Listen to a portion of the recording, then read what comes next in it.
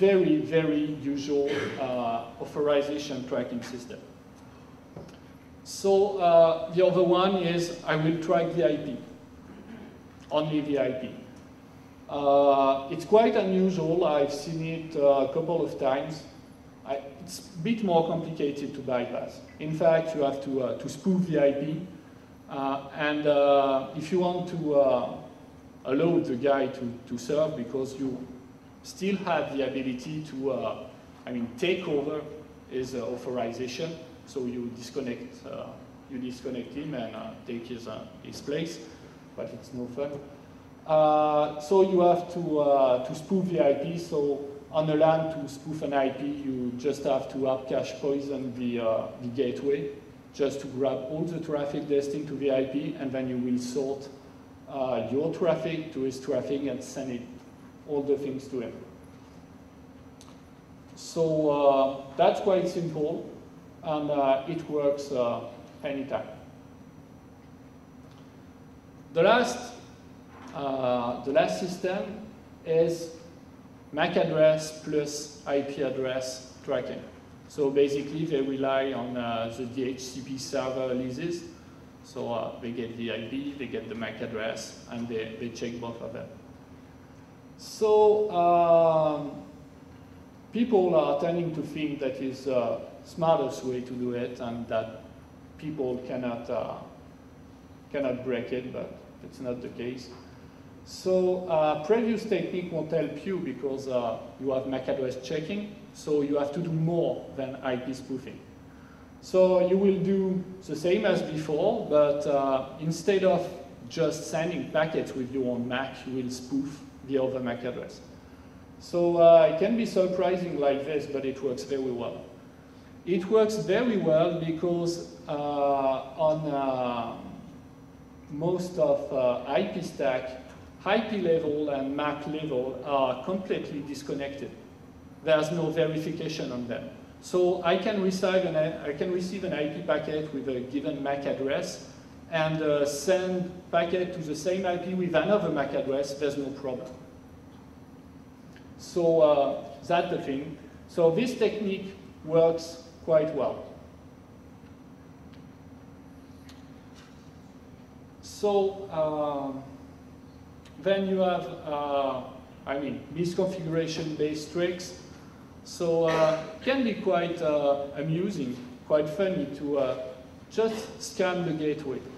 So on some networks, we could find an HTTP proxy completely open on a port of a gateway. So you just use it and you go. You have, most of the gateways are Linux-based. So they have this nifty, the magic rule, established related traffic accepted. So it means that once you have been able to send traffic outside, to establish the connection, then this connection will be authorized until you just close it, even if your authorization has expired. So if you have a 5 minutes card, then you can use it just as long as you want until you close your latest connection. So just open SSL VPN or stuff, and you can surf as long as you want. Another thing is administration network. So all these networks, APs and stuff are administrated. And most of the time, the administration network is just the same as the network you use, but they just use a different IP range. But you can just access points, configuration interface. You can try to route the box that is administrating this stuff, and or just leave the network to grab a couple of login passwords. It's very effective. In fact, you just have to generate a denial of service and just wait for the administrator to try to fix things. So there is quite many misconfiguration like this, but they tend to be more and more unusual. because people are trying to make things better.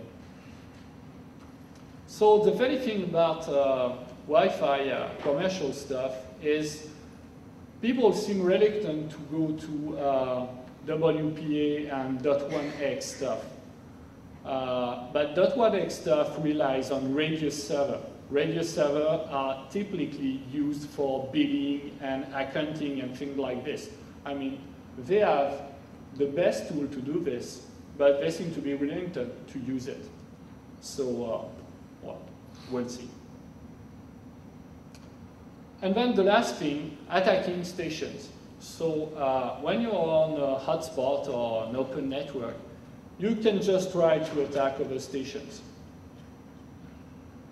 So what can you do? So you can do basic LAN attacks, so hard cache poisoning, rogue DHCPs, DNS spoofing or DNS cache poisoning for Windows workstation who have a DNS cache. You can try to play with their traffic, interception, tampering, and stuff. And you can just try to scan them and see if there are vulnerabilities and then exploit them directly. So manufacturers have figured out that there are some risks. So they try to, well, they put what they call solution to the problem is configure the AP to refuse two associated stations to communicate directly between them. So I explained earlier that when two stations want to communicate each other, then the IP, the access point, has to duplicate the frame with changing a flag. So with this kind of protection, the access point don't do it. So you just can't talk to other stations. It's a bit like private VLAN stuff. So you're on the same network, but you can't communicate with each other. But the thing is, a Wi-Fi network is wide open. So, well, I will be back on this.